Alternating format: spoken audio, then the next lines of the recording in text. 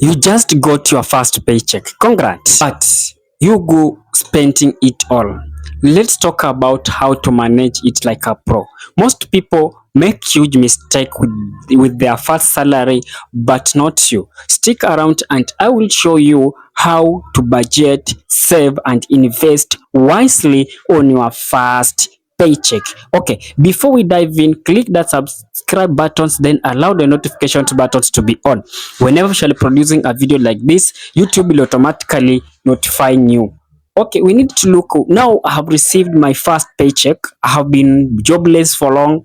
Then from nowhere, I got job. Then it is now my first slip that I'm getting.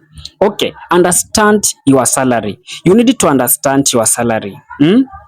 Your salary is not just what you see on your payslip. There are deductions like taxes. You may say SHA in the country that I am, NSSF, and any other expenses. Yeah, you need to know your net salary, what actually hit your account.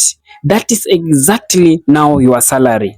If you receive, like you may be given an appointment letter of 100,000 Kenyan shilling, whichever the country that you may be, then you realize that we have so many taxes that you may be deducted. So the amount that will remain with it, that is now your salary. Okay, we need also to go with simple rules that I've been talking about. The 50-20-30 rule. A simple rule that you follow, that you need to know that 50% I will put on my need. What is need? I have rent, I have food, I have transport, I have bills in this house that I need to pay.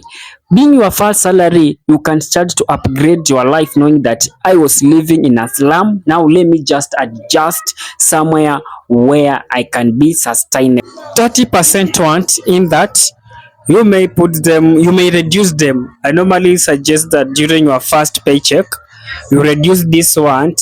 Want is like entertainment. This you can do shopping that can just save you for. Stop eating out. You're supposed to eat in house and save on the amounts that normally waste in hotels. Then avoid this fat salary mistake. We have the fat salary mistake that we need to avoid them. One, the blowing it all on luxury items. I don't have a good phone. All money you go to take your phone. You go to buy phone. You go to buy TV, things that you used to have, but now you want to put yourself in luxurious life.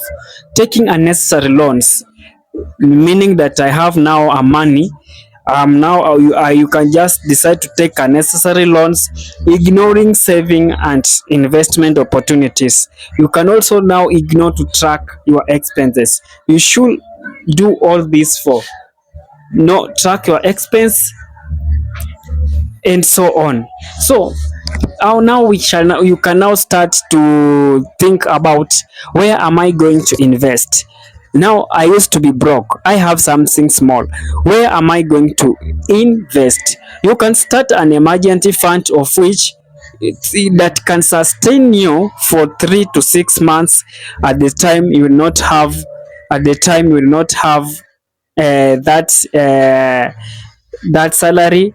You can join SACCOs for the high interest rates that you may have. You can easily join SACCOs. Consider money market funds, of which I talked about, like Britam, we have Zimile. Some I have already discussed on this channel. You can consider money market funds that have very short term savings. Look into the government bonds and stock for the long term growth if you need to be financially free. Another thing that you have to we need to start spending tips. So no spending tips. Use mobile app. The mobile app that I have here, you can use Safaricom. At the time you are doing your spending, you can use Safaricom app. Negotiate your rent.